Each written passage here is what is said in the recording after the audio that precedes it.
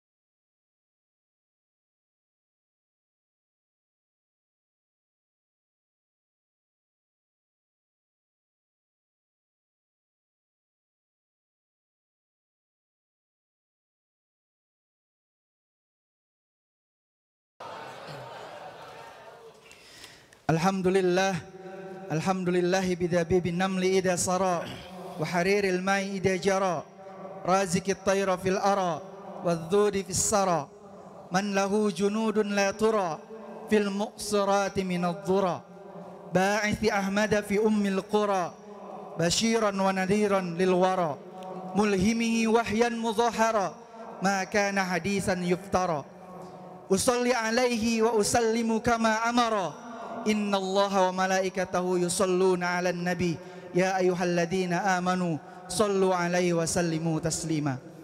Amma ba'd. Ayyuhal ikhwah rahimakumullah. Alhamdulillah pada hari ini di tempat yang baik ini insyaallah kita akan mengadakan kajian yang insyaallah sangat bermanfaat bagi kita semua. Maka dari itu kami berharap untuk tetap bisa tenang mendengarkan dan mengikuti kajian dengan baik. Alhamdulillah telah hadir di tengah-tengah kita Dr. Jaidul Akbar. Beliau orang Jambi. Ada yang orang Jambi di sini? Ada ya? Alhamdulillah. Insyaallah.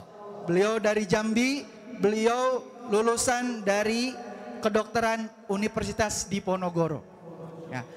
Beliau juga termasuk ya ketua Asosiasi Bekam Indonesia.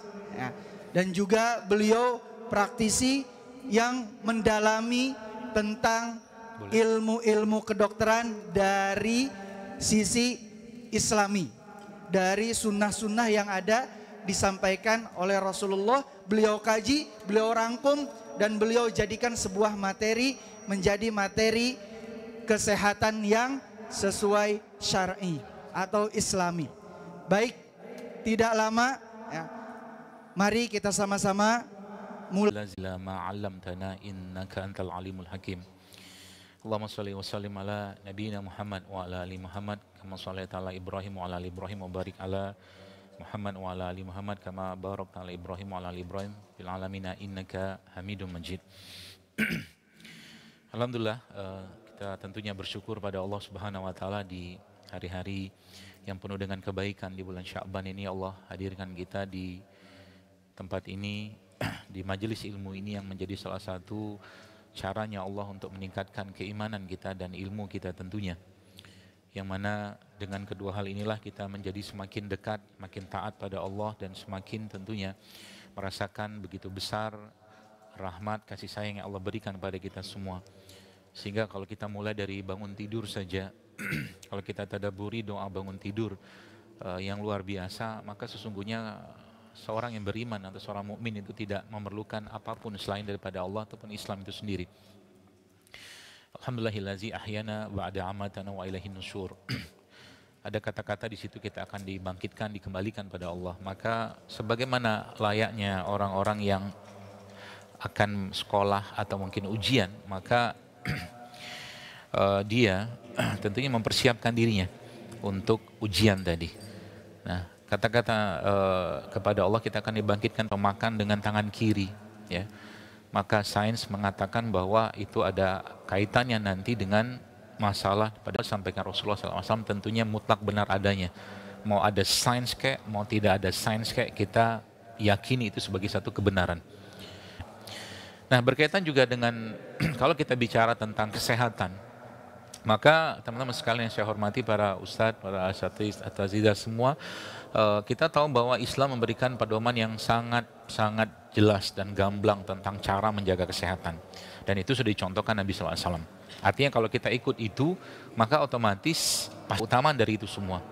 Lagi-lagi saya sampaikan tadi, mulai bagaimana kita bahas tidur saja misalkan. Kalau kita membahas tidur, maka Rasulullah SAW menjelaskan tentang cara tidurnya beliau. Kapan bangunnya, kapan tidurnya, semua ada dalam Islam. Kita tahu kalau kita baca dalam surat Al-Muzammil atau Mudaththir, atau hikmah yang luar biasa, yang lagi-lagi kalau kita kerjakan itu punya efek kesehatan yang luar biasa. Sains, lagi-lagi saya katakan sains. Kenapa disebut sains di sini? Karena memang ternyata orang yang tidurnya bermasalah saja itu terhubung dengan urusan kanker. Tidurnya bermasalah. Ya. Jadi kalau cerita tentang bagaimana cara menjaga kesehatan yang baik dan benar dan mudah, maka benerin tidur, itu yang paling utama. Salah satunya. Karena memang Allah sudah menciptakan dalam tubuh kita ini reseptor-reseptor atau sel-sel, teman sekalian, yang itu ada kaitannya dengan matahari dan bulan atau mungkin matahari dan malam. Lihat matahari dia switch on, lihat malam dia switch off. Seperti itulah. Jadi kalau kita lihat matahari itu maka sistem yang bekerja, maka kita memang disuruh memandang alam ini, memandang diri kita, sanurihim ayatina fil afaq wa fi anfusihim, kata Allah, hatta yatabayyana lahum annahul haq. Allah sudah menjelaskan bahwa memang kita disuruh melihat alam semesta ini supaya apa? Supaya makin kuat ya. Bahwa memang kita ini diciptakan bukan untuk main-main. Kita diciptakan untuk mengambil peran yang luar biasa, yaitu yang pertama sebagai khalifah fil ard, ya, yang kedua sebagai Abdullah, kan gitu. Allah menciptakan kita tujuannya itu. Artinya kalau tujuan ini dicipta atau dibuat oleh Allah seperti itu, maka otomatis pasti ada tools atau perangkat yang Allah berikan kepada kita semua untuk menjaga dua peran tadi. Tidak mungkin enggak. Ya, kalau dilanggar pasti akan ada masalah. Ya, maka tools-tools ini disebutkan dalam Al-Quran atau dicontohkan Nabi SAW tentunya, dan itu menjadi perangkat yang luar biasa. Contoh.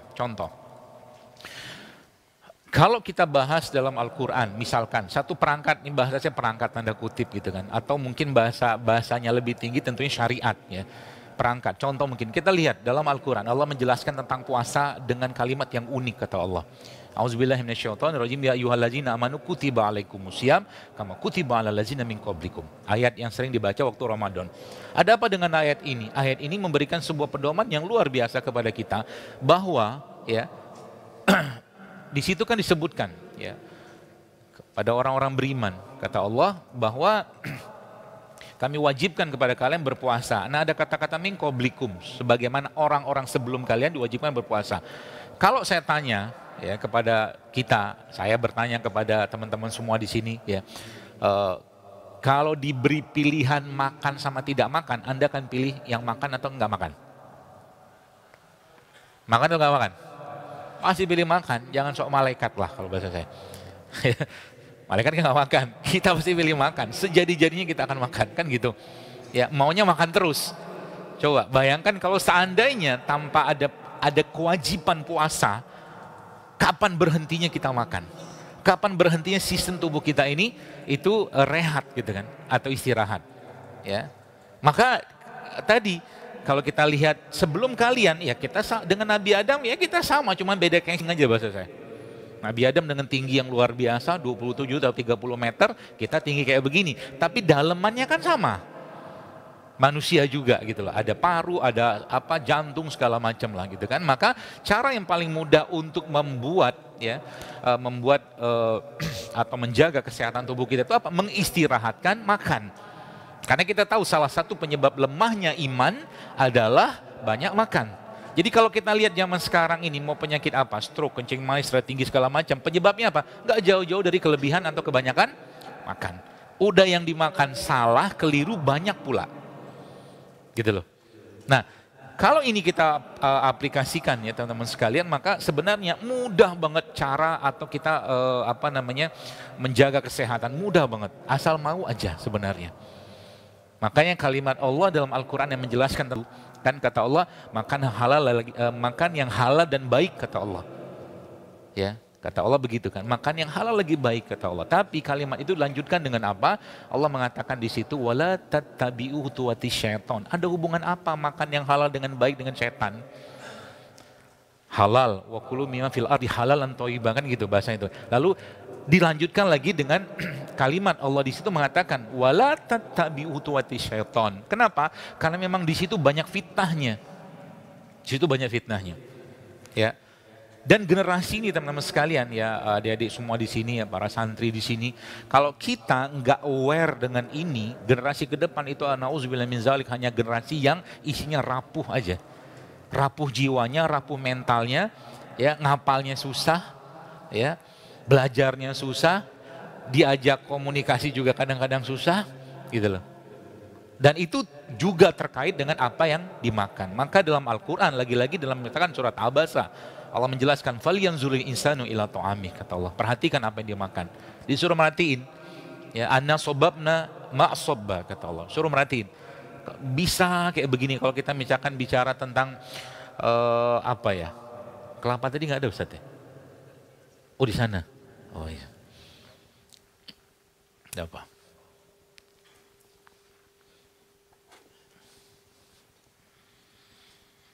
Ya, pernahkah kita membayangkan atau mungkin kita mikir gitu ya?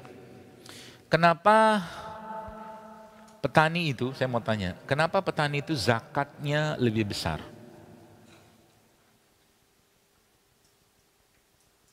Ada yang tahu nggak kenapa petani zakatnya lebih besar?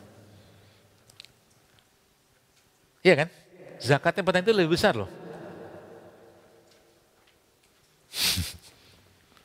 Tiba-tiba diam gini, yang tidur juga ada. Ketahuan, saya mensensor mata Anda semua di sini. Yang tidur ada, yang minum ada. Jadi kenapa? Kenapa petani itu, coba lihat. Kenapa petani itu lebih besar zakatnya? Anda bisa jawab? Kalau bisa dikasih hadiah nanti. Mikir dikit.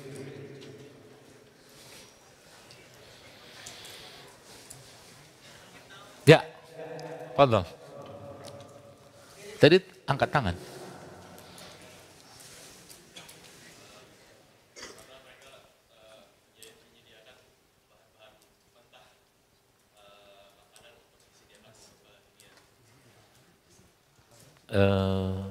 Oke lah, tapi belum. Barakallahu fiik. Lagi? Dapat hadiah 100.000 rupiah. Nanti langsung ke Ustadz.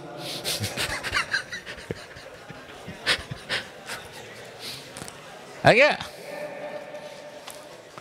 Kenapa petani itu zakatnya besar? Ini kalau kita mikir, teman-teman sekalian, itu subhanallah baru kita akan merasa, ya Allah Rahman Rahimnya Engkau ya Allah. Atau mau pakai jawaban orang soleh? Tapi jangan dipakai ini ya, agak-agak bahaya kalau salah pelintiran. Jadi kalau ditanya apapun dia akan jawab Wallahu a'lam bissawab, kata dia. Jadi kalau ada pertanyaan 10 dijawab Wallahu a'lam aja semua. Gak boleh. Baik, biar gampang dan cepat. Lihat mikir kita kan. Angkut air ke atas. Tumbuh lagi ke atas, jadilah dia dahan-dahan kelapa tadi, ranting-ranting kelapa. Tumbuh lagi menjadi buah. Petani tadi, ya, atau perkebun atau petani tadi itu kan cuma nanam bibitnya doang. Lalu yang bekerja menghidupkan itu siapa? Mulai dari batangnya, akarnya, rantingnya, dahannya, buahnya, Allah semua teman-teman sekalian.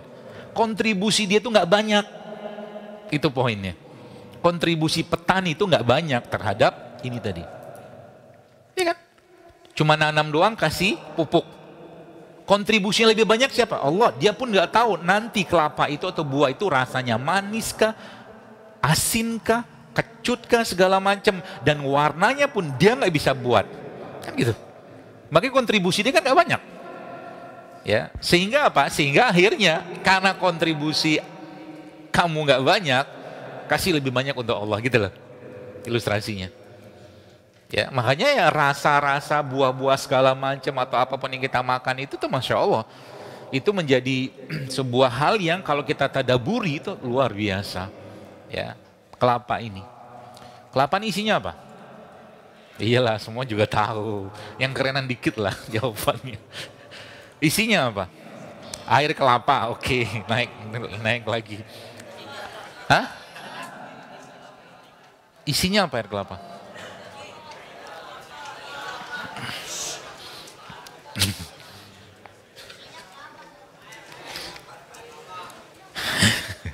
Oke, manusia kita ini ya. Nanti ini kaitannya dengan apa yang akan kita makan. Jadi kalau nanti bicara tentang bagaimana membangun generasi sehat, kita harus ngerti dulu dari apa kita terbuat. Dari apa Allah menciptakan kita. Manusia kita ini kan ada sistem tubuh secara umum. Lalu nanti dibongkar lagi itu ada organ, ada sistem organ. Bongkar lagi ada sel. Di bawah sel nanti ada lagi atom, kan gitu. Ada lagi proton, neutron segala macam. Yang nanti semua itu tersusun sebenarnya hanya dari 4 asam amino ini. Pernah dengar asam amino ya? Adenin, timin, guanin, sitosin gitu loh. Nah, asam amino itu teman-teman sekalian, Allah Subhanahu wa taala tebarkan di muka bumi dalam bentuk produk-produk ciptaannya dia. Salah satunya ini.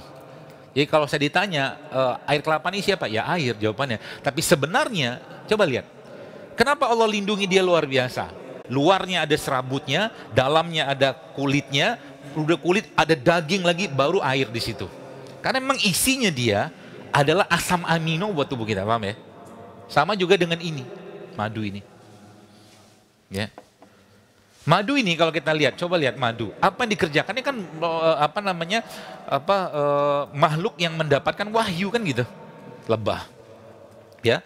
Lalu apa yang terjadi kalau kita lihat madu ini? Kita lihat pohon. Bayangkan pohon, ada pohon dari atas sampai bawah, ada akarnya, batangnya, pohonnya, rantingnya, buahnya segala macam. Lalu lebah tadi itu kan mengambil, bahasa kita kan nektar. Nanti kita lihat ada apa dengan madu. Nanti saya akan kasih aplikasi terapannya apa supaya nanti teman-teman di sini, para ustadz-ustadz di sini bisa menerapkan ini semua konsepnya. Ya. Jadi yang lebah ambil dari pohon itu kan, bahasa kita kan nektar, sari bunga kan gitu. Bahasanya begitu. Tapi sesungguhnya yang diambil sama dia, kalau kita lihat pohon itu kan nyedot atau nyerap air dari tanah, unsur nutrisinya semua dibawa ke atas sama dia. Kemudian dengan izin Allah, ya, air tadi, nutrisi tadi, semuanya akhirnya berubah bentuk menjadi sari, bunga yang akhirnya menjadi buah. Kan gitu. Artinya apa? Artinya yang diambil oleh lebah tadi sesungguhnya adalah sarinya tanah. Ya, maka kita baca, buka lagi penelitiannya. Ternyata madu itu isinya apa? Mineralnya, vitaminnya, enzimnya semua ada di situ. Ya, jadi kalau bahasanya memang dalam madu itu ada sarinya tanah. Maka yang diambil oleh lebah tadi sebenarnya bahasa kita memang sarinya tanah. Kalau dibuka lagi maka lagi-lagi baliknya ke asam amino. Baliknya ke situ lagi. Ya, sehingga kalau kita lihat balik lagi bagaimana manusia diciptakan. Allah menjelaskan walaqad khalaqnal insana min sulalatin min tin, kata Allah, dan kami ciptakan manusia dari tanah. Ada mineralnya, ada vitaminnya, ada asam amino, kan isi kita begitu. Dan semua itu Allah ciptakan dalam tanah. Yang sekarang orang nyebutnya real food bahasanya. Makanan bener. Jadi kalau nanti teman-teman adik-adik di sini ceritanya pengen bersyukur bahasanya gitu ya. Pengen bersyukur, pengen menjaga badan dan bahkan mengembalikan jasad ini kepada Allah, ya, dalam keadaan yang baik sebagaimana Allah menciptakan kita dalam keadaan yang baik, maka kata kunci apa? Perbanyaklah makanan-makanan yang dikupas bukan dikemas. Itu salah satu kaidahnya. Ya, yang Allah tumbuhkan di bumi ini. Karena memang secara kaidah lagi makanan terbaik untuk orang satu negeri adalah apa yang Allah tumbuhkan di situ. Kenapa bab makanan menjadi penting? Karena memang disitulah ujung-ujungnya. Ya, kalau kita bicara menjaga kesehatan, menjaga generasi, kalau makanan yang keliru, makannya bermasalah, selesai kita. Ya, sehingga zaman sekarang saya banyak sekali menemukan, ya. Ini rata-rata umur paling 15-16 tahun lah ya, rata-rata. Sekarang, ya, saya nakut-nakutin sedikit, penyakit itu udah nggak cerita usia lagi. 15-20 tahun gagal ginjal banyak. 15-20 tahun bahkan 30 tahun ke bawah yang cuci darah banyak. Wallahi saya dapatkan banyak teman-teman yang sekolah di Mekah, Madinah itu balik-balik isinya badannya sampah semua katanya. Ada yang sudah selesai dari kuliah di sana, balik sini sudah dapat diabetes, kencing manis. Kenapa saya kayak gini? Karena nggak ngerti apa yang dimakan. Ya. Nah, kalau ini kita sudah mulai pahami teman-teman sekalian, maka sebenarnya nanti akan mudah memperbaikinya. Apalagi ini kaidah ini kalau Anda pakai itu Masya Allah luar biasa. Ya, kaidah yang saya sebutkan biasanya pakai ilustrasi. Ya, ilustrasi. Apa ilustrasinya? Ilustrasinya begini. Ya, buat ustadz-ustadz juga yang mau praktekin ilmu kayak begini, ini gampang banget. Ya, begini. Salah satu biang masalah dalam kesehatan sekarang, adalah tingginya asupan gula olahan. Ya. Jadi kalau teman-teman sekarang misalkan mungkin sudah mulai membiasakan berlimpah gula dalam tubuhnya tiap hari, secara teorinya suatu hari kelak yang ngurusin gulanya akan letih. Yang ngurusin gula dalam tubuh kita namanya apa? Insulin. Ya, nah ilustrasinya begini biar biar gampang dipahami. Di Jepang itu ada namanya petugas pengatur penumpang, oke? Petugas pengatur penumpang. Petugas pengatur penumpang itu tugasnya kalau di Jepang di KRL namanya, di KRL di sana itu memasukkan sekuat-kuatnya penumpang yang ada di luar sampai akhirnya nanti petugas atau penumpang tadi masuk semua baru pintu tutup kan gitu. Nah, pertanyaannya kan petugas ini suatu hari kelak pasti akan letih. Kan gitu. Maka kenapa sekarang banyak orang dikit-dikit ngantuk, baca Quran sedikit selembar sudah ngantuk? Itu ada rahasianya sebenarnya. Kenapa? Karena petugasnya udah kecapean. Paham ya? Nanti Ramadan kalau ini Anda pakai konsep ini, waduh Masya Allah Ramadan ini indah banget. Ya.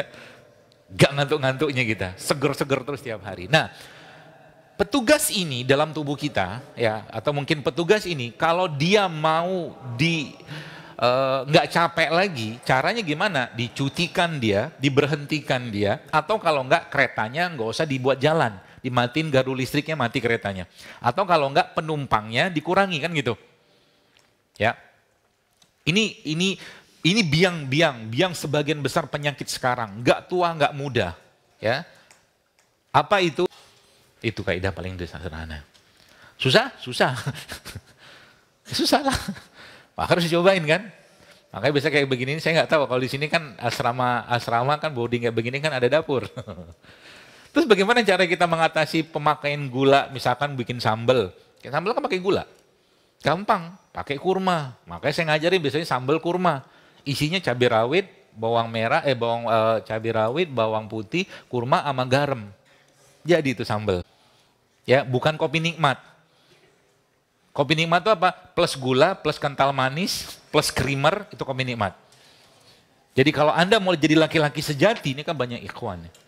Minumlah kopi pahit untuk merasakan pahitnya kehidupan. Wih. Gitu. Yang menarik lagi,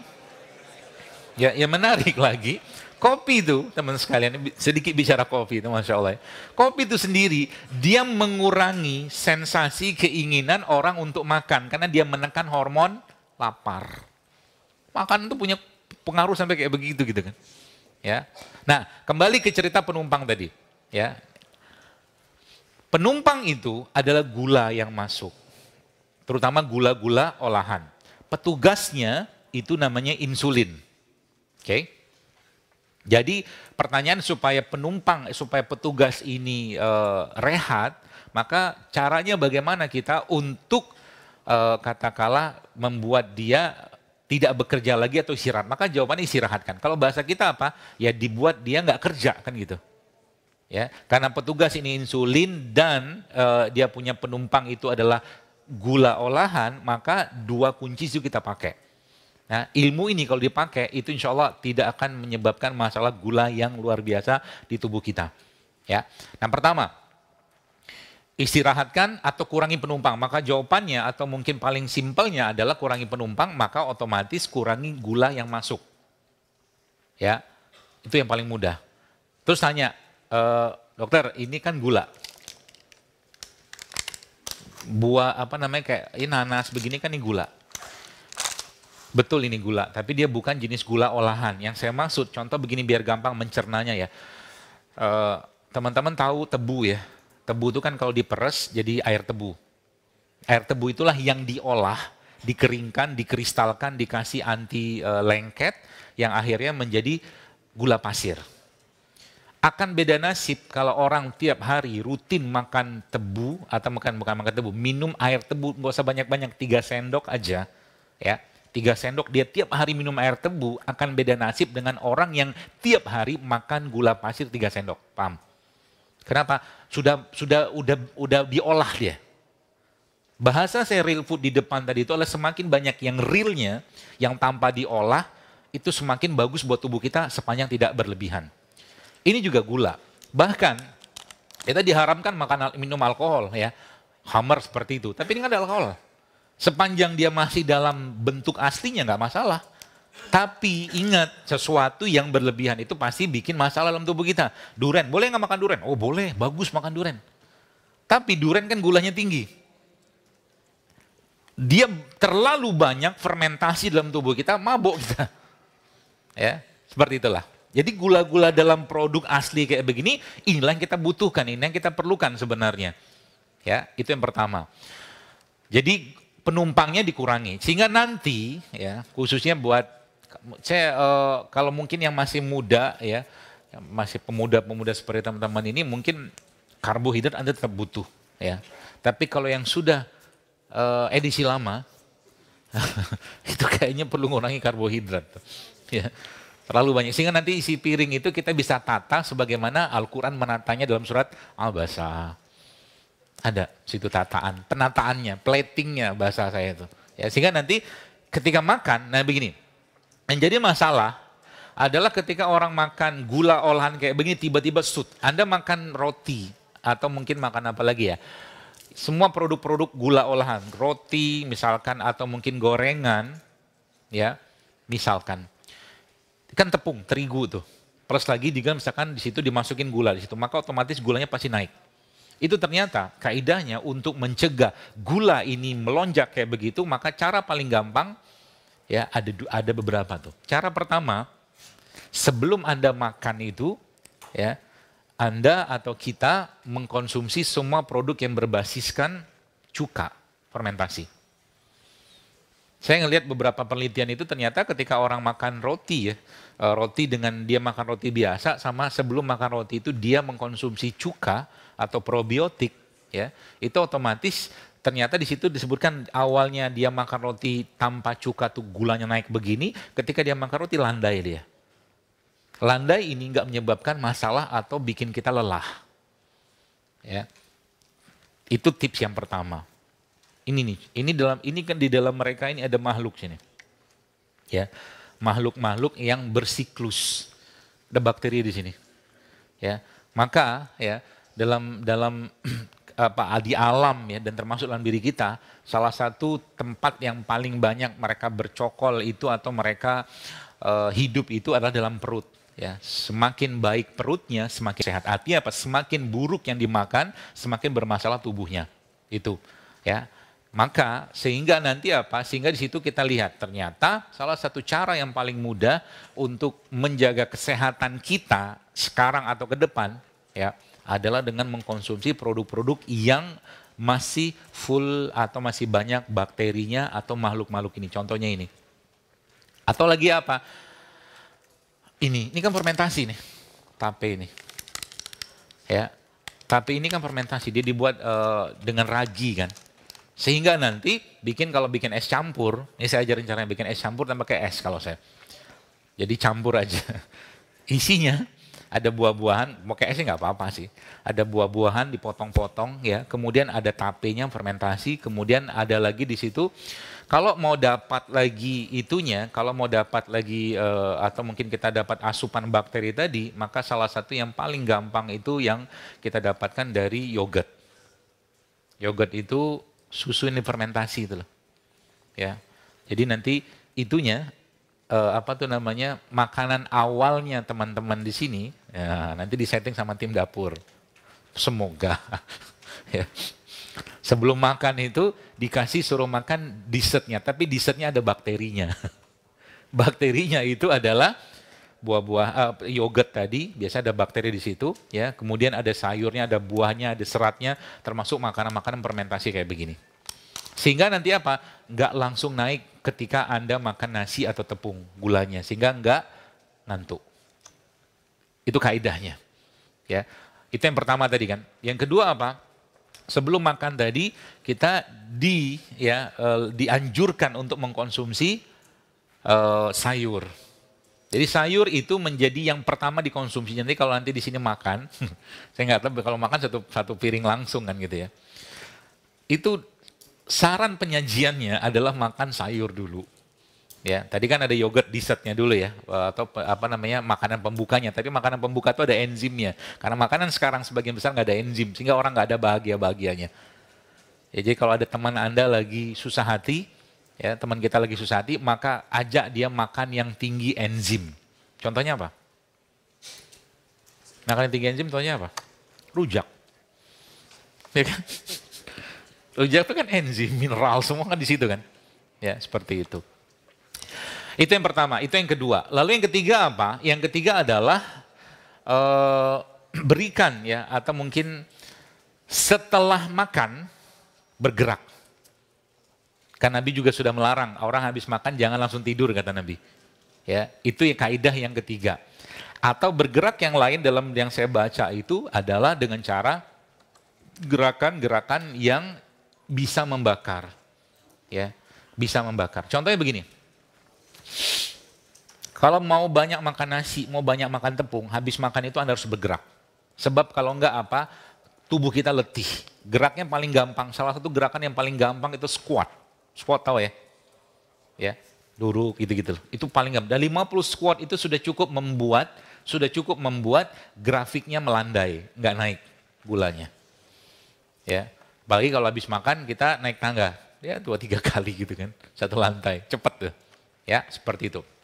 Nah, lalu yang kedua caranya gimana? Supaya dia berserat dan berenzim atau mungkin bervitamin. Nah, nasinya itu, ini mungkin kalau ada tim dapur sini asik nih. Nasinya itu dicampur dengan minyak. Campur dengan minyak. Ya. Minyak apa? Banyak minyaknya. Paling gampang pakai namanya VCO. Nasi campur dengan minyak. Itu akan memberikan efek yang luar biasa. Atau yang berikutnya adalah nasinya dicampur dengan biji-bijian. Ya, sekarang udah banyak tuh. Jadi nanti kalau ngasih nasi, bikin nasi danang segede-gede gitu, itu ada biji-bijian di situ. Itu punya efek atau manfaat yang luar biasa. Ya, jadi nasinya dikasih biji-bijian dan itu mengandung serat.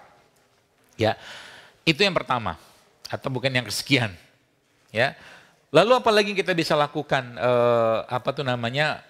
untuk mencegah atau membuat dia tidak berat tubuh kita tadi. Teman-teman sekalian, ya, pernahkah kita berpikir kenapa di surga itu kan minuman di surga banyak? Apa salah satu contohnya? Susu, madu, ya, apa lagi? Khamar. Khamar itu kan minuman fermentasi kan? Dia fermentasi. Saya sampai mikir, kenapa di surga itu ada khamar gitu? Meskipun khamar li syaribin kan gitu. Khamar yang tidak memabukkan. Ternyata, ini yang luar biasa.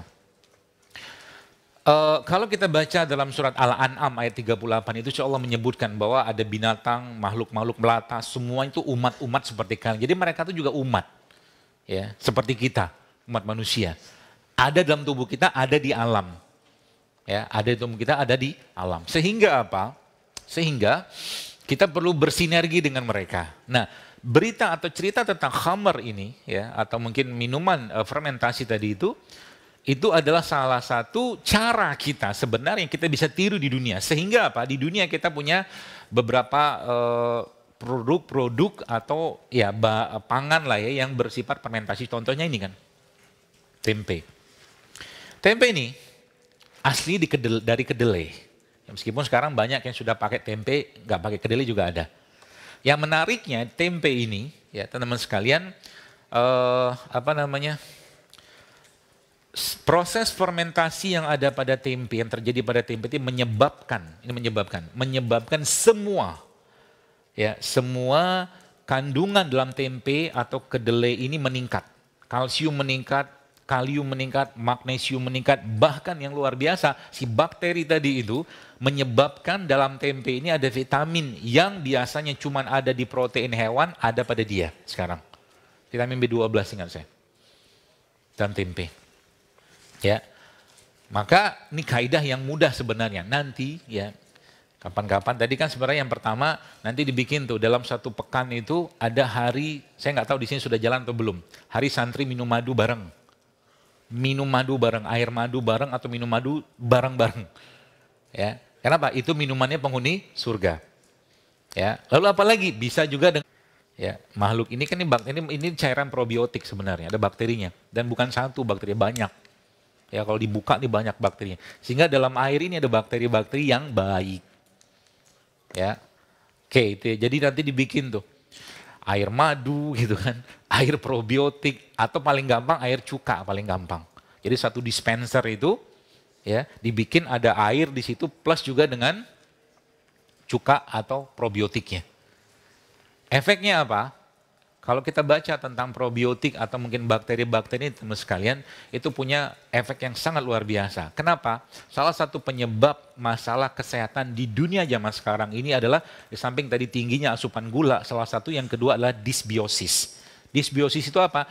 Ketakseimbangan lagi bakteri yang ada pada tubuh kita.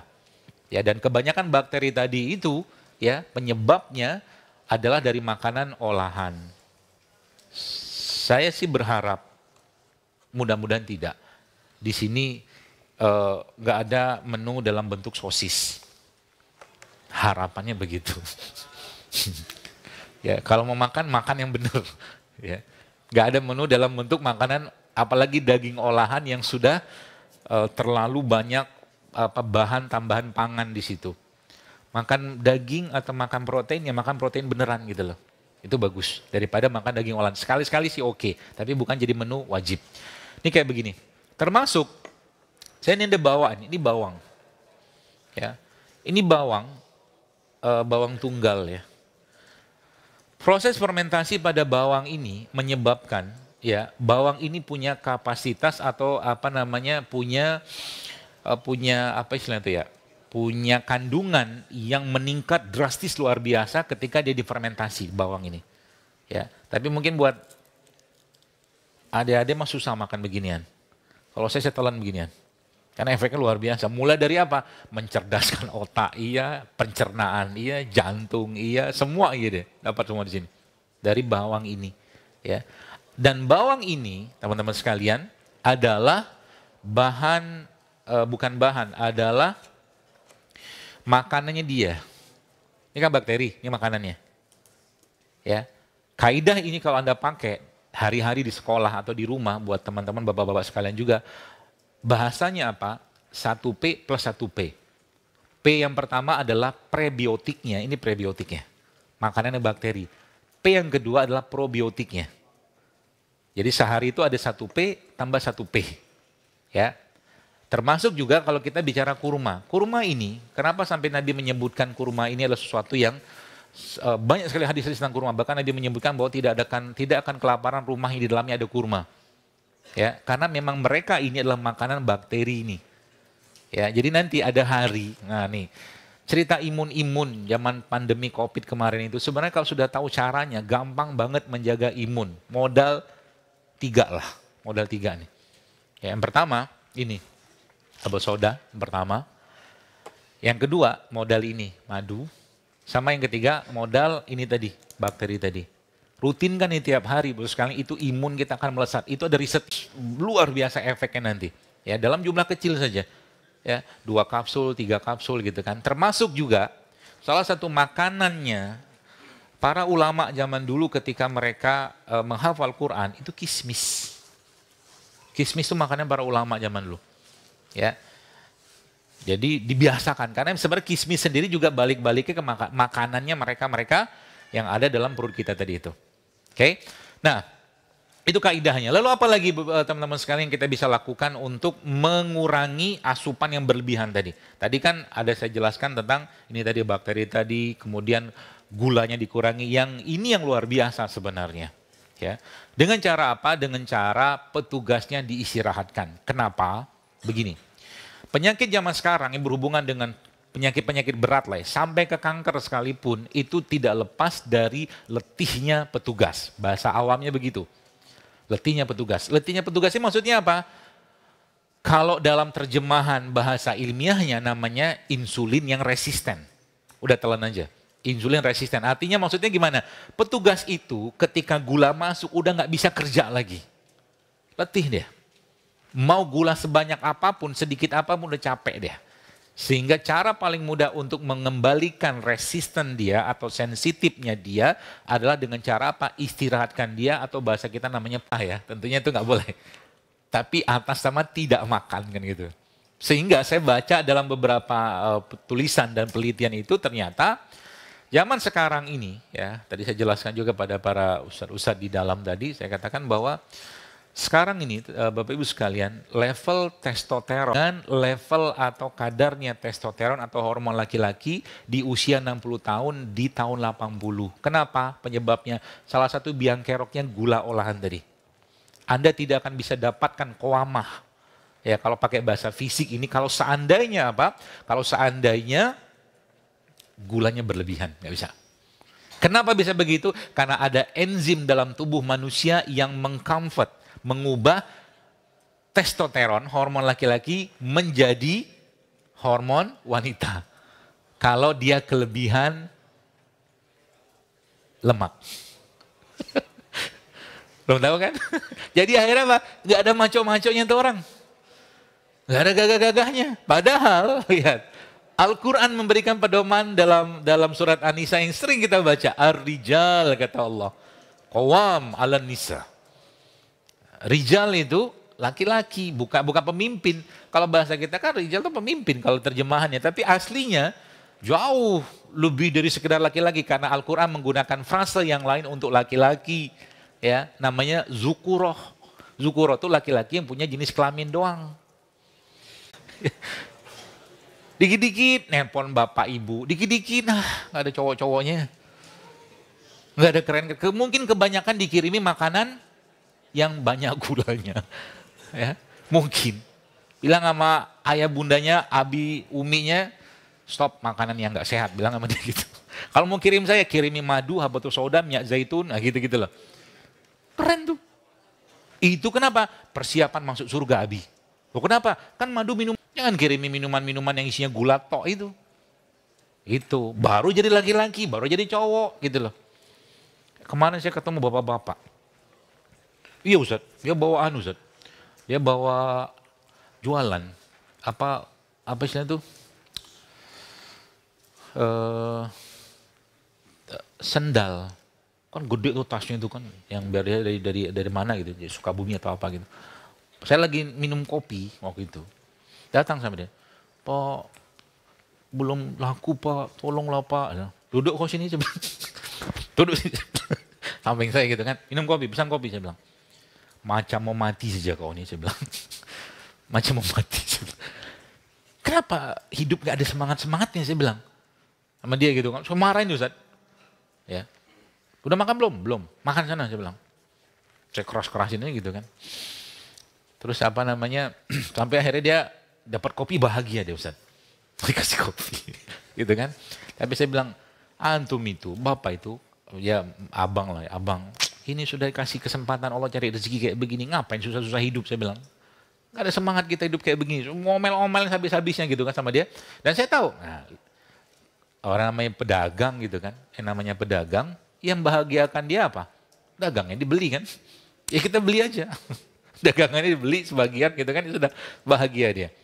Tapi paling tidak saya bilang, jangan gitulah hidup gitu loh. Dikit-dikit ngeluh, dikit-dikit ngomel, dikit-dikit ngadu. Gak ada ceritanya laki-laki begitu. Ya. Jadi mulai sekarang, tuh makanan-makanan yang bikin lemah tadi, yang bikin comfort, testosteron menjadi estrogen itu stop. Kalau Anda mau jadi laki-laki, ar-rijal, qawam. Qawam itu kan kepemimpinan. Dia inisiator, iya, konseptor, iya, eksekutor, iya, pemimpin, iya. Bukan cuma pemimpin dalam bahasa terjemahan itu, bukan. Iya, enggak, gitu loh. Gitu, tegas. Ya, enggak lebay-lebay. Ya, tepuk dikit gitu kan. Bukan marah-marah, baper gitu. Tenang aja gitu loh. Serius gitu ya. Dan itu ngefek dengan makanan teman-teman sekalian. Ngefek, jujur saya katakan ngefek banget dengan makanan. Bahkan terakhir saya baca itu, bukan baca, itu ada satu kisah. Ini menarik. Suatu hari saya pas ada lagi acara lah gitu kan, terus ada reporter juga, dia cerita, dia bikin acara ruqyah. Terus dia cerita ke saya, Ustaz. Dia bilang gini, Dok, kemarin ada kejadian lucu dia. Oh ya, apaan? Dia bilang. Jadi ada pasien, ada orang lah, ya mungkin kena sihir seperti itulah. Di ruqyah lah gitu kan, selesai di ruqyah, dia baik lah gitu kan, setelah dengan reaksi-reaksi macam-macam. Nah menariknya, habis dari ruqyah itu dikasih tempe Ustaz. Kasih tempe. Dan subhanallah ya, yang terjadi setelah dikasih tempe itu dia bereaksi seperti waktu dia di ruqyah. dia bereaksi seperti dia diruqyah. Saya tanya, analisa ustadznya apa? Saya bilang, analisa dia, jin itu nggak suka dengan makanan sehat. Dia bilang. Oh iya, gitu. Ya, jadi yang apa tuh namanya? Kalau bahasa di sini kita terjemahkan lagi dalam bahasa yang lebih saintifik, ya, makanan-makanan olahan itu akan mempengaruhi makhluk-makhluk yang ada dalam perut kita atau bakteri tadi sehingga gak simbang, berubah. Ya, pasti moodnya berubah. Ini mungkin kita pikir cuma begini doang, tapi kalau Anda baca risetnya ini menaikkan mood loh minum kayak gini. Kenapa ada bakteri? Karena bakteri tadi salah satu fungsinya adalah meningkatkan ya, atau mereka lah produsen hormon bahagia yang ada di sini. Mereka produsen.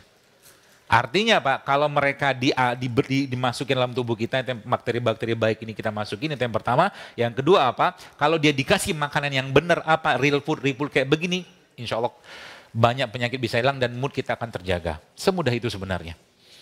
Ya, sesederhana itu dipuasakan. Ya, maka kalau tools tanda kutip puasa ini dipakai di kita, ya, kalau orang barat mereka nggak kenal puasa seperti kita, maka mereka menyebutnya intermittent fasting. Nanti diberi jeda, ya, diberi jeda antara jam makan sama jam puasanya. Ya. Dan yang menarik ya, semakin lama, ya, semakin diperpanjang sampai 24 jam bahkan 48 jam, itu Masya Allah efeknya luar biasa. Bahkan level testosteron pada orang yang berpuasa 24 jam itu naik signifikan. Ya, jadi nggak makan tapi minum. Dan dibantu dengan makanan-makanan yang bisa meningkatkan proses namanya self-eating atau makan. Jadi tubuh kita itu bisa memakan sel-sel yang rusak sendiri namanya autofagi. Dengan cara apa? Dengan cara mengkonsumsi makanan-makanan atau produk yang bisa meningkatkan itu. Contohnya apa? Paling gampang kunyit. Kunyit, jahe, kemudian lagi namanya kayu manis. Kayak gini kan nih kunyit nih. Ini jahe.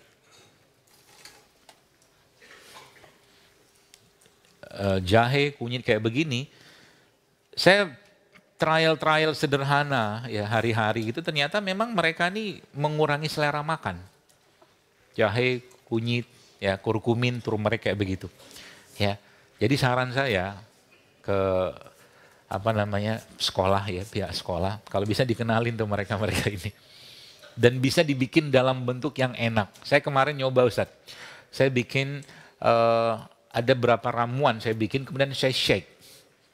Saya shake maksudnya saya sudah masuk semua sama madu, saya masukin, saya kocok-kocok gitu, terus dikasih es, ternyata enak. Enak. Artinya apa? Manfaatnya dapat, khasiatnya dapat, tapi tidak kuno-kuno gitu. Karena ini cerita tentang kuno ini, memang kita harus belajar dari iblis memang. Ya, iblis itu canggih. Ya, kenapa canggih?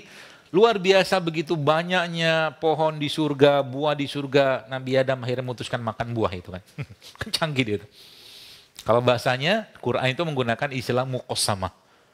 Ya, maka sekarang ada beberapa produk-produk, ya, saya lihat gitu kan, yang ya menyerupai kekinian, ya, tapi dia tidak meninggalkan manfaatnya. Bahkan saya lihat ada satu produk itu yang isinya kunyit dikasih soda. Ada, kaleng. Ada Ustaz. Orang minum itu bangga dia. Gitu. Harus begitu sekarang. Jadi nanti kalau kita bicara tentang rimpang-rimpang kayak begini, ngasih anak-anak di sini ya mana mau dia. Dipikir orang tua gitu kan. Tapi kalau diubah sedikit kemasannya, caranya bisa. Ya. Untuk apa? Mengembalikan tadi,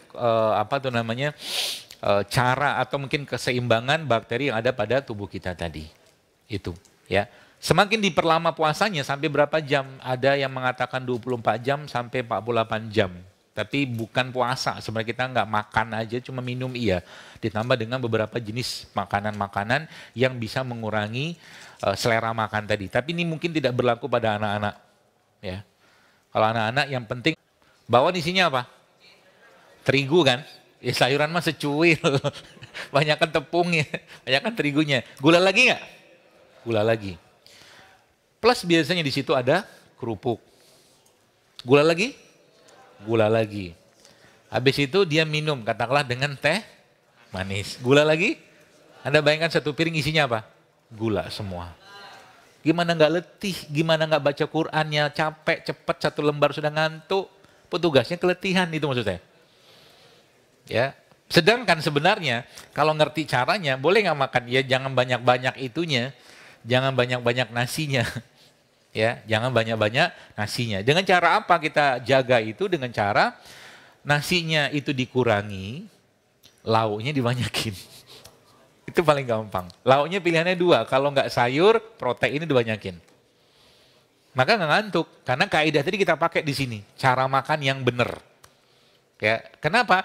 Karena coba lihat, itu belum ceritanya habis itu dia minum es lagi segala macam yang gula lagi. Sehingga apa? Ngantuk terus saban hari.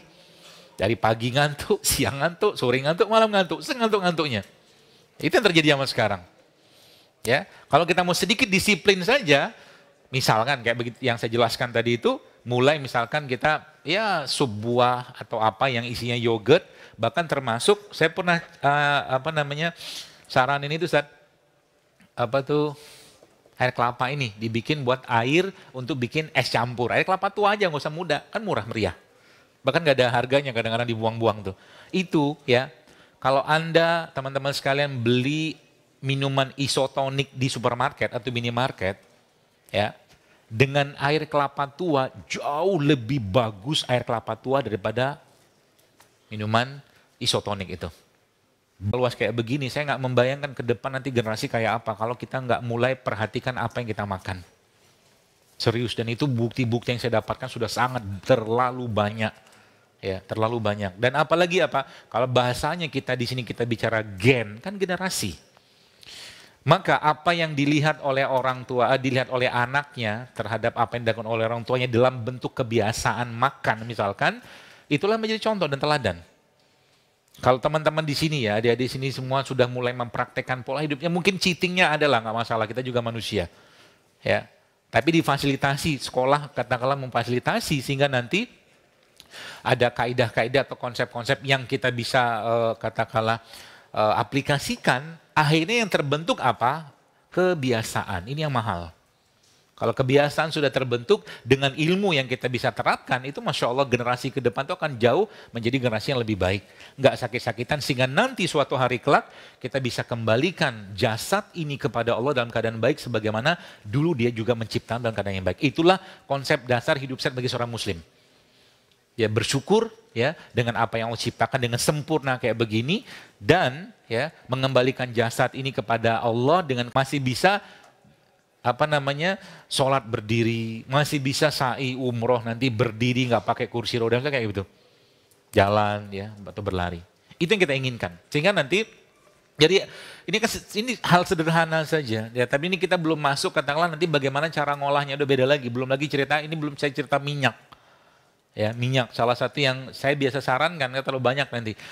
Kalau kita bicara tentang bagaimana cara menjaga kesehatan itu adalah mengurangi minyak. Kemarin ada seorang yang nge-DM saya di Instagram. Ya, dia bilang, dokter terima kasih. Oh ya, kenapa Bu? Saya bilang, saya hampir kemarin beli program diet gitu, harga 30 juta. Kata dia gitu. Terus ada hubungan apa dengan saya bilang gitu kan. Ya, apa yang dokter sampaikan itu, itulah konsep-konsep yang mereka jual itu. Oh, iya. Sederhana sebenarnya. Ya, contoh nih kalau kita bicara berat badan, paling gampang itu. Cerita sekedar nurunin berat badan, ya.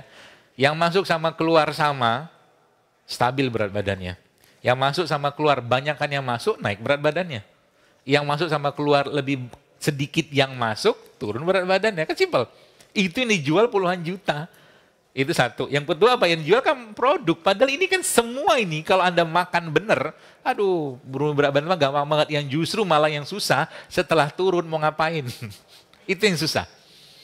Ya kalau pada yang dewasa ya bapak-bapak ini, itu lebih susah. Kenapa lebih susah? Karena kalau udah nggak ngerti caranya, ya itu nanti dia rebound dia lebih cepat naiknya, ya berat badan tadi. Itu sebabnya saya sekarang biasanya aktivitas kalau adik-adik di sini mungkin lebih cenderung kepada kardio. Tapi perlu juga, dulu kan orang-orang berkuda, memanah segala macam gitu kan, yang sifatnya ada gabungan antara latihan yang sifatnya kardio dan weight. Ya, itu bisa dipraktekkan. Ya sehingga nanti apa? Kita bukan mau jadi badannya. Baik, jazakumullahu khair Dr. Zaidul Akbar, terima kasih. Memang permasalahan kita ini anak milenial nih kayaknya emang gula ya. Pertanyaan setelah ini ya, maka dipersiapkan, tadi Ustadz udah suruh mempersiapkan.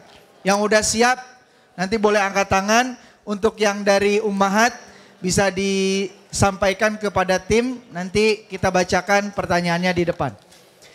Baik, sesi yang pertama insya Allah dari Ustadz Asbur. Tafadhol Ustadz.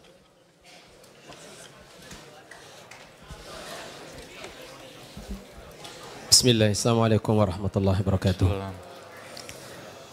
Pak Dokter, kami selaku praktisi pendidikan terkadang tidak terlalu konsen untuk fokus memperhatikan atau melihat makan dan makanan sehat di dunia pendidikan. Sementara kita sedang mendidik dan membina generasi Islam ke depannya. Padahal tadi saya diingatkan oleh dokter, penyakit pertama yang turun ternyata penyakit karena makan ya. Sebagaimana dalam ayat fa'akala minha fabadat lahuma sawatuhum wa tafaqa yakhsifan alaihim min warqil jannah. Jadi penyakit Nabi Adam itu langsung tersingkap auratnya karena memakan makanan terlarang di surga. Kata beliau, ini penyakitnya, fitnahnya besar di makanan ini. Memperhatikan makanan, makan dan makanan ini untuk generasi mereka ke depannya. Mungkin ada program khusus negara mana gitu yang memang fokus konsen untuk mereka mengambil sisi makanan ini untuk memperbaiki generasi mereka ke depannya. Barakallahu fikum. Silakan dokter mau langsung jawab atau kita satu pertanyaan lagi? Jawab dulu kali ya. Boleh Ustaz. Baik, bismillah. Insyaallah Ustaz, barakallahu fiik. Ya. Ya, problem makanan ini memang menurut saya memang luar biasa dan menjadi salah satu fitnah terbesar dalam era modern seperti sekarang Ustaz. Karena memang dari zaman dahulu pun ini kan sudah menjadi hal yang bahkan zaman Nabi Adam tadi Ustaz sampaikan tadi, luar biasa. Sehingga memang perlu menjadi catatan ya. Kenapa menjadi catatan dan perhatian buat kita? Karena mustahil saya bilang bisa membangun generasi yang optimal atau mungkin katakanlah yang baik kalau seandainya makannya tidak diperhatikan. Oke, kita sekarang terbang dulu ke zaman dahulu. Zaman dulu tidak seperti sekarang. Sekarang ini luar biasa produk-produk makanan kemasan. Penuh dengan gula, penuh dengan minyak segala macam. Zaman dulu kan enggak. Mereka kebanyakan real food gitu loh. Sehingga dibantu dengan pola pengajaran mereka dan ketersediaan makanan olahan tadi membuat mereka menjadi stabil gitu loh. Plus juga dengan kepahaman agama, dengan puasa segala macam. Kalau sekarang kan fitnah luar biasa. Kita keluar sebentar sedikit sudah ada minimarket. Keluar sedikit sudah ada mesin dispenser kayak begitu untuk ngeluarin minuman yang penuh dengan gula segala macam. Jika memang perlu kesadaran kita untuk membangun ini dan yang kedua adalah tidak difasilitasi menurut saya. Jangan difasilitasi. Artinya semua yang kira-kira bisa menyebabkan kelemahan tubuh mereka secara fisik dari makanan kalau bisa dikurangi menurut saya. Karena itu fitnah, memang food sendiri termasuk yang kacau di dunia sekarang dan termasuk fitnah yang luar biasa. Sehingga memang tadi kita mulai mengedukasi, mengajarkan, memahamkan tentang esensi dari hidup sehat itu sendiri, bahkan dimulai dari sejak dini. Kenapa saya katakan begini? Karena Israel pun katakanlah memulai itu, ya. Artinya kalau kita lihat mereka nggak terbiasa dengan makanan-makanan yang ultra processed food gitu kan, nggak terbiasa mereka, ya. Dan ya karena mereka tahu isunya di balik itu semua, mereka tahu isunya. Bahkan contoh begini, logikanya lebih gampang Ustaz. Ini fitnah ya, salah satu bentuk fitnah menurut saya. Kelapa, kita minum kelapa kayak begini, nggak ada peringatan di sini tentang kelapa ini kan, minum-minum aja. Dan kita tahu bahwa kalau minum kelapa ini ya tidak bakal bermasalah kalau dalam jumlah yang cukup dan tidak berlebihan. Tapi coba lihat zaman sekarang, bahkan sirup pun sekarang Ada peringatan di bawah. Kalau Anda nggak percaya, lihat di bawah, perhatikan. Itu yang menggunakan pemanis-pemanis buatan itu peringatan situ. Jangan dikonsumsi buat ibu hamil, menyusui sama anak-anak di bawah 5 tahun. Ada peringatan. Kok makan ada peringatan, kan luar biasa itu fitnahnya kayak begitu. Nah, sehingga tadi memang perlu apa tuh namanya, menurut saya memang perlu dibikin polanya. Sehingga pertama mengenalkan mereka tentang makanan-makanan saya kayak begini dan dibiasakan. Sehingga nanti kalau cheating gimana? Nggak masalah cheating. Saya memang membolehkan aja cheating, tapi nggak lebih dari 20%. Gitu. Sehingga 80% tubuhnya lebih banyak asupan yang sehat.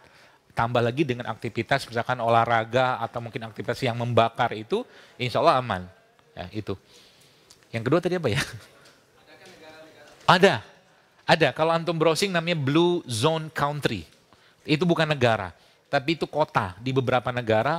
Ada di Amerika, ada di California, tapi harus kota tertentu. Kemudian di Venezuela ada, di Italia ada, di Jepang ada, Okinawa. Dan konsep mereka adalah konsep al-basa. Yang mereka praktikkan biji-bijian. Ya, mereka moderate dalam hal makanan, nggak makan sampai kenyang, gitu-gitu aja. Ada, kalau kita lihat Blue Zone namanya. Dan menu yang mereka pakai itu tadi, biji-bijian dan mereka mengurangi karbo dan mereka makan real food, makan yang benar-benar produk asli semua. Sehingga yang terjadi itu Blue Zone itu itu mereka apa istilahnya itu ya, punya usia harapan hidup bisa sampai 70, 80, bahkan 90 tahun. Usia harapan hidup mereka. Jadi udah 70, 80 tahun tuh masih bisa jalan, bahkan olahraga gitu lah. Dan itu emang tadi, kembali ke real food tadi memang kebanyakan itu. Begitu.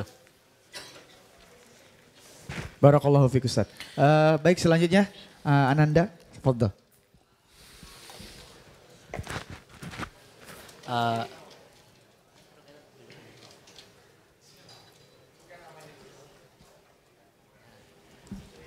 Assalamualaikum warahmatullahi wabarakatuh.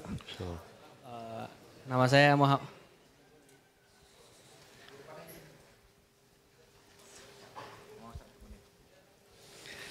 saya Muhammad Zahranil Mizaidan dari kelas 11 ayat 2. Mohon nasihatnya Ustadz untuk kami, bahayanya merokok dalam proses belajar. Bahayanya merokok? Bahayanya merokok dalam proses belajar. Misalnya seperti bagaimana jika otak kita jika sering merokok atau pernah merokok. Gitu. Ya. Syukron. Mungkin rokoknya yang dimaksud mungkin semua Ustaz. Ada rokok yang biasa, ada yang vape. Karena ini kan lagi ramai ini. Baik, silakan Ustaz.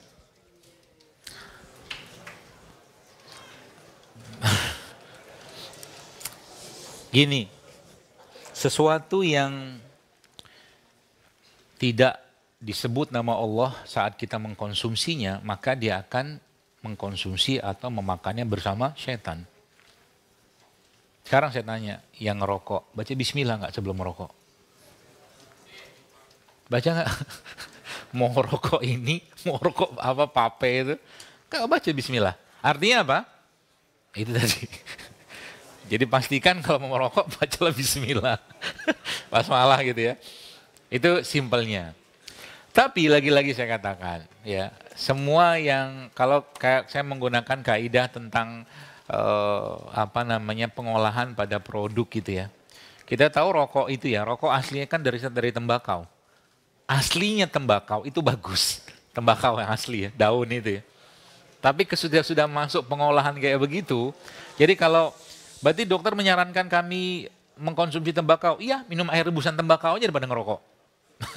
Itu lebih bagus. Ya, kalau tetap pengen makan kan pengen tembakau kan, bukan rokok gitu kan itu. Tembakau aja, direbus air tembakaunya jadi minuman wedang. Wedang tembakau namanya. Ya. Tapi yang jadi masalah adalah rokok itu ya pengolahan yang mereka lakukan di situ menyebabkan atau menjadikan rokok itu bukan cuma tembakau doang isinya.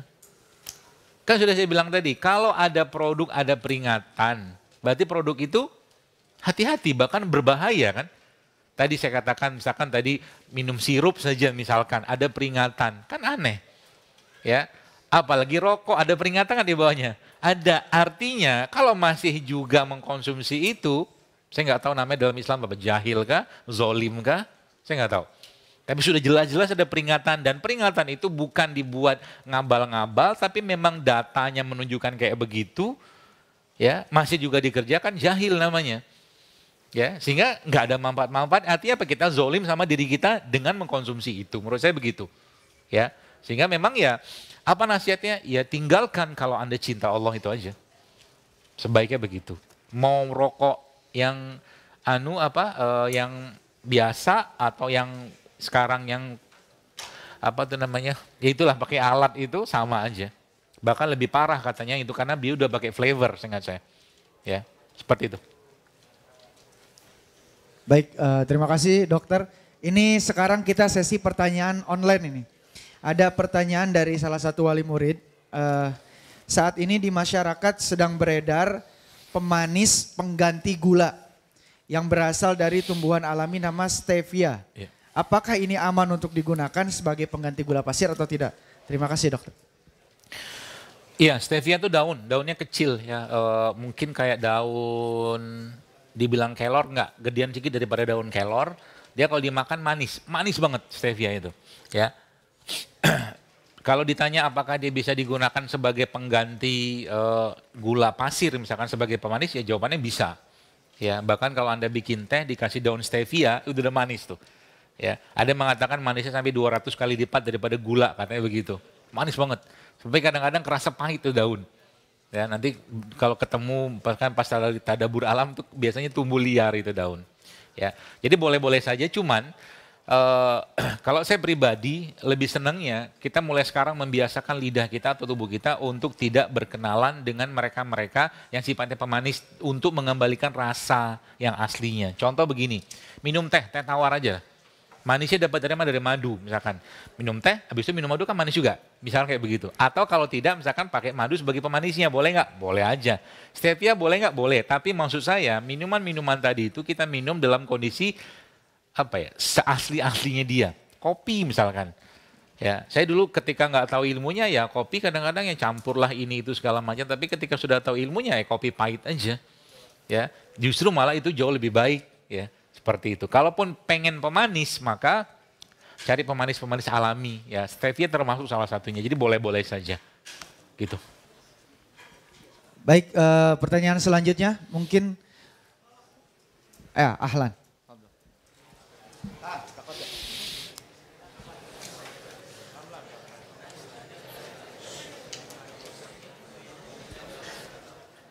Apakah bawang bombay meningkatkan testosteron? Hah? Meningkatkan apa? Apakah bawang bombay meningkatkan testosteron? Testosteron. Ya. Oh. Keren nih pertanyaan. Apakah bawang bombay meningkatkan testosteron? Jawabannya saya nggak tahu. Belum baca. Tapi kalau kunyit, iya. Kunyit habatus sauda tuh iya. Tapi kalau bombay saya belum. Tapi sepertinya kalau pakai analisa dari berbagai sudut pandang yang lain, dia juga akan meningkatkan itu. Karena apa? Tadi, bahasa saya di awal tadi saya sampaikan bahwa ada enzim dalam tubuh kita yang mengkonvert testosteron menjadi estrogen. Ya, kalau kelebihan lemak. Dan bawang ini kan salah satu produk pangan yang memang punya efek untuk menurunkan lemak atau kolesterol yang berlebih dalam tubuh kita. Jadi mungkin bisa-bisa aja, tapi saya belum detail baca. Yang jelas yang saya tahu itu tadi kunyit, ya jahe atau mungkin habatus sauda dan beberapa produk lain kayak ginseng gitu ya, atau di Indonesia ada namanya pasak bumi, itu bisa ya memberi asupan testosteron lebih dalam tubuh kita. Sebenarnya nggak perlu pakai asupan sebenarnya. Kalau teman-teman baca, berjemur tuh meningkatkan testosteron. Berjemur di bawah sinar matahari pada waktu tertentu ya, dan tidak lama itu juga memicu produksi testosteron. Begitu. Baik, selanjutnya dari Ustadz Tri Soehartono, tafadhol Ustadz.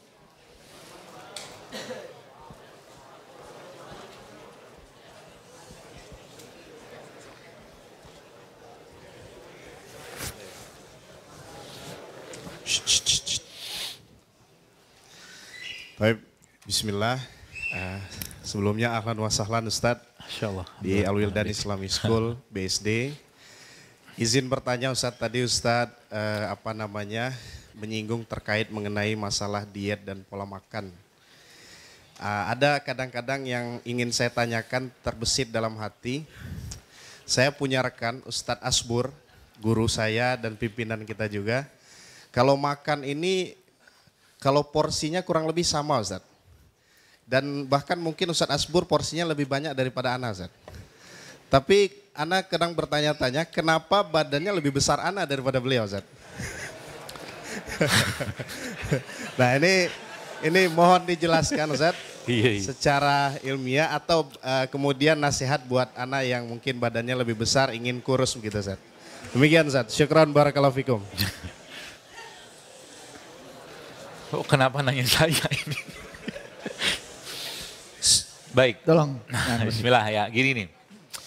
Jadi memang ada orang, ini dari berbagai sudut pandang kita bisa bahas sebenarnya. Tubuh kita tuh ada karakter metabolismenya dan karakter badan secara umum. Ya, karakter ini juga tidak lepas dari tingkat atau mungkin laju metabolisme dalam tubuh dia. Ada yang cepat, ada yang lambat. Ya, nah beberapa orang-orang tipe yang saya lupa istilahnya itu endomorf atau ektomorf gitu saya nggak saya itu ada istilahnya. Yang memang dia badannya kecil. Cuman sebenarnya laju metabolisme dia itu cepat sekali gitu loh. Sehingga dia cepat terurai, sehingga dia makannya banyak, akhirnya itu nggak terlalu banyak yang terserap dalam tubuhnya. Nah nanti lanjut lagi ada orang namanya skinny fat. Saya nggak tahu Ustaz Asbur ini pernah ngecek kolesterol nggak? Skinny fat itu orangnya kurus, cuman kolesterolnya tinggi. Jadi jangan senang-senang dulu beliau. Iya kurus. Tapi skinny fat namanya. Jadi lemak itu memang nggak kelihatan, cuma dia menempel di berbagai organ. Tidak dalam bentuk lemak-lemak tubuh yang berlebihan ya seperti itu. Nah itu yang pertama. Yang kedua apa? Konteksnya itu adalah ada orang yang itu tadi massa ototnya nggak banyak. Ya massa ototnya nggak banyak. Bukan massa otot, hipo namanya. Hipo. Kondisi hipo ini sama kayak tadi. Jadi gini, ada orang yang diciptakan Allah, kondisinya itu low terus dia. Tensinya rendah, gulanya rendah, semuanya rendah. Orang kayak begini kecenderungannya suka makan.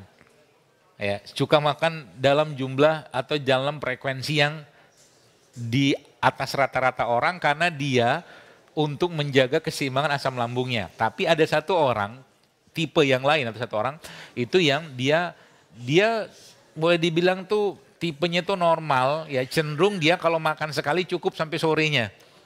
Ada orang kayak begini. Kalau yang ini kalau yang tipe hipo atau low ini dia nggak kuat nggak makan. Ya, jadi semuanya rendah sehingga dia banyak makan. Nah, apakah beliau katakanlah kayak begini contohnya beliau mohon maaf apa tuh namanya tipenya itu cenderung ke hipo atau low, menurut saya sih iya kemungkinan ya. Cuman akhirnya tadi karena metabolismenya tinggi jadi tapi dia tidak terserap dengan bukan tidak terserap, terurai semua lah gitu loh. Nah, bagaimana cara membuat antum jangan badan seperti beliau dan beliau juga tidak perlu badan seperti antum sebenarnya. Ya, caranya gimana? Dikuatin massa ototnya. Jadi bisa kan Ustaz Asbur ini dibikin berotot? Bisa. Bisa. Ada ilmunya itu. Ya. Dengan cara apa? Kasih beban. Kasih beban, protein masuk, ngebentuk nanti otot dia. Nah, kalau sekarang saya bisa duga nggak jauh-jauh yang beliau makan itu kan karbo. Nggak jauh-jauh. Sehingga nggak banyak yang terserap karena karbo. Ya, tapi kalau nanti diubah menjadi protein atau ditambah dengan serat seperti sayuran tuh kebentuk nanti, apalagi disuruh latihan beban. Misalkan ngangkat antum gitu kan kalau bisa, atau kayak begini nih. Ini kan gampang nih. Ini katakanlah air mineral kayak begini ya kita angkat. Satu kali mah oke, tapi kalau 2 kali, 3 kali sampai 50 kali begini kan pegel di sini. Nah, pegelnya ini, sakitnya di sini akan membentuk massa. Tergantung yang kita mau bentuk yang mana gitu Zat. Jadi bisa beliau tuh namanya kita permak sedikit badannya, antum juga bisa. Kalau fase antum ini masuknya bukan pada fase cutting tapi bulking namanya. Kalau beliau, kalau antum nih cutting dulu, dipangkas dulu, isi. Kalau beliau udah masuk fase bulking, plus juga dengan ya bulking itu udah diisi gitu loh. Nanti ketemu tuh, ya seperti itu. Wallahu a'lam bishawab. Baik, insya Allah tersisa 2 pertanyaan lagi. Pertanyaan selanjutnya perwakilan dari Ummahat yang di belakang diwakili oleh Ustaz Mugi ya. Ya, fadhil Ustaz Mugi.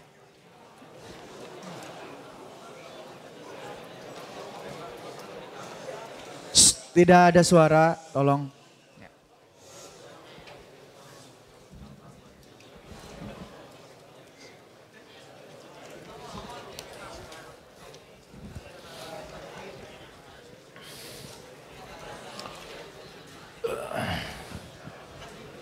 Bismillah. Izin bertanya Ustaz. Assalamualaikum warahmatullahi wabarakatuh. Di tangan anak ada 4 pertanyaan Ustaz, satu-satu anak akan bacakan. Assalamualaikum Dok. Qadarullah kakak ipar saya, laki-laki, umur 54 tahun, divonis kanker darah atau AML. Sebelumnya autoimun. Dokter menyarankan kemo. Akan tetapi beliau lebih memilih ikhtiar dengan antara lain taubat, tahajud, doa kepada Allah, minta pertolongan, membaca Al-Fatihah 30 kali sehari. Seperti di YouTube, dokter. Puasa Nabi Daud, diet ketat, no gula, tepung, minyak, apa lagi nih? Dan mengkonsumsi habatus sauda, propolis, jus, dan lain-lain. Obat-obatan sudah dihentikan dari dokter autoimun. Alhamdulillah sudah tidak flare lagi. Namun sudah beberapa kali transfusi darah karena HB rendah. Kadang juga trombosit yang rendah. Apakah ada ikhtiar lain yang bisa kami lakukan, Dok? Golongan darahnya A. Pertanyaan kedua, sebaiknya konsumsi kurma muda atau ajwa? Yang ketiga, berapa sendok minimal madu yang boleh diminum oleh penderita AML dalam sehari? Jazakumullah khair, Ustadz. Banyak. Iya baik, bismillah. Tentunya kita mendoakan beliau agar Allah berikan kesembuhan dengan kesembuhan yang sempurna. Baik, yang pertama ya berkaitan dengan penyakit kanker darahnya itu. Prinsip yang harus kita pahami dan harus kita pegang kuat-kuat dalam benak pikiran kita tentang kesembuhan, ya, bahwa kesembuhan itu mutlak milik Allah, itu prinsip utamanya. Maka jangan pernah menggantungkan sesuatu kesembuhan itu kepada apapun siapapun, apapun terapinya jangan.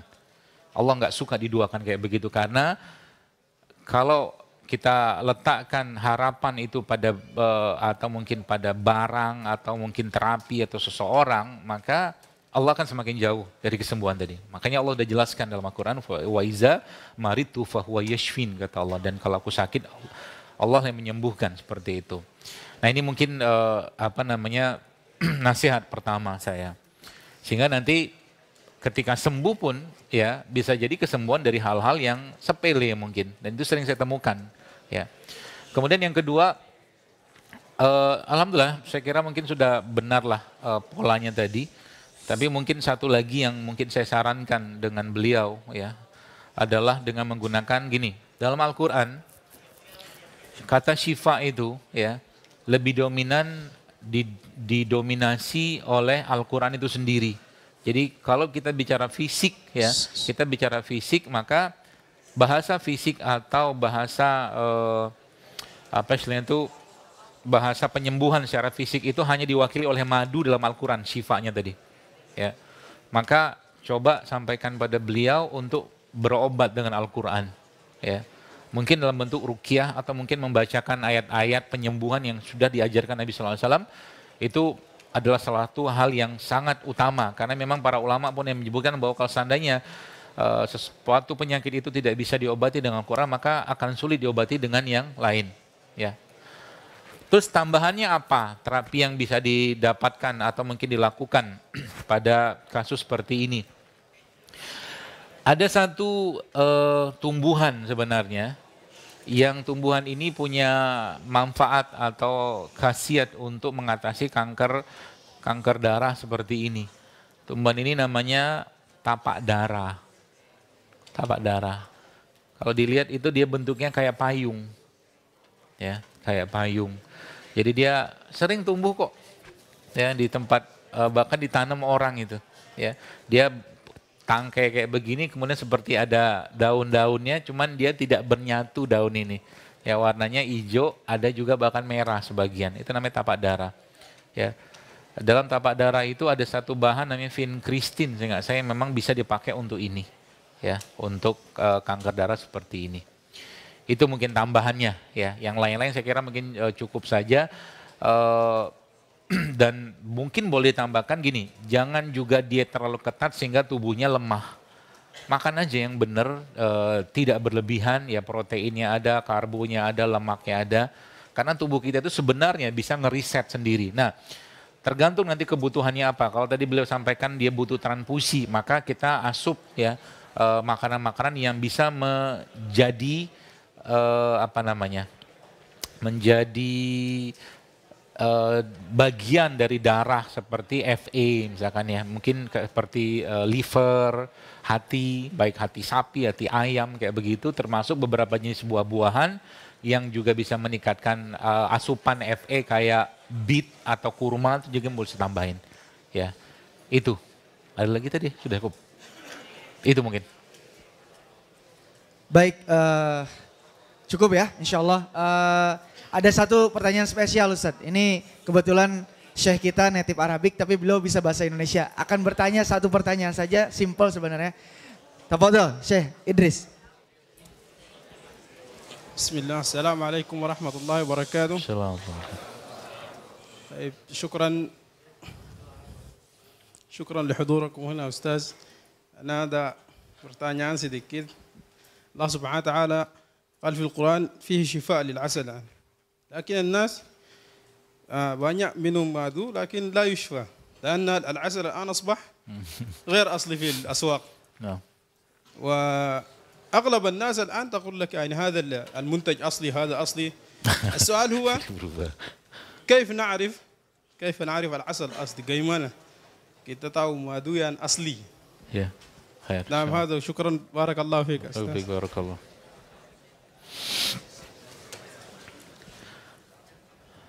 Ya, pertanyaan orang berilmu kayak begini. Baik, yang pertama beliau tentunya bertanya, ya, Masya Allah, tentang orang sudah minum madu nggak sembuh-sembuh kan gitu. Ini kan ada hadisnya, ya, ada hadisnya. Yang ada seorang yang pernah bertanya kepada Rasulullah SAW, lalu dia berkata, ya Rasulullah, perut saudaraku sakit, kata dia. Lalu Nabi katakan, berikan madu kepadanya. Lalu dia kasih madu sama saudaranya tadi, kemudian dia balik lagi nggak sembuh. Ya Rasulullah belum sembuh, kata dia. Karena dia begitu. Lalu sampai 3 kali itu. Sampai 3 kali. Ini ada pelajaran banyak dalam hadis ini sebenarnya menurut saya pribadi. Lalu Nabi katakan apa? Sampai kalimat yang terakhir Nabi katakan kepada si orang tadi, kata Nabi apa? Perut saudaramu itu yang berdusta, kan gitu kisahnya. Artinya bukan madunya yang bermasalah, ya, tapi perut yang bermasalah. Kan kita bahas tadi itu. Kenapa bermasalah? Biasanya nggak jauh-jauh, kalau zaman dulu kan nggak banyak produk kemasan kayak sekarang. Tapi zaman dulu kan dalam konteks kita bicara, saya nggak tahu hadis ini diturunkan pada saat khamar itu sudah dilarang atau belum, saya nggak tahu.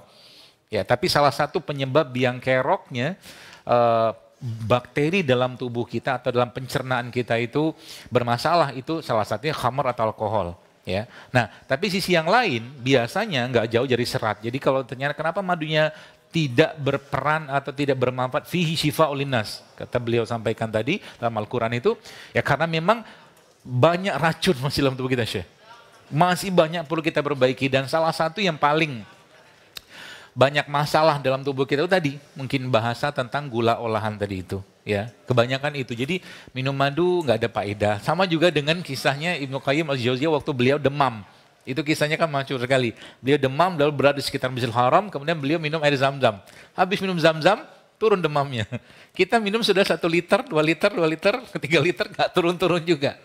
Ya, kenapa? Karena memang karakter, mungkin tingkat keimanan kita jelas beda sama beliau. Yang pertama, yang kedua, lagi-lagi saya sampaikan, gini, prinsipnya mereka ini akan cepat sekali memberikan efek, entah itu madu, entah itu habatus sauda, entah itu zaitun segala macam.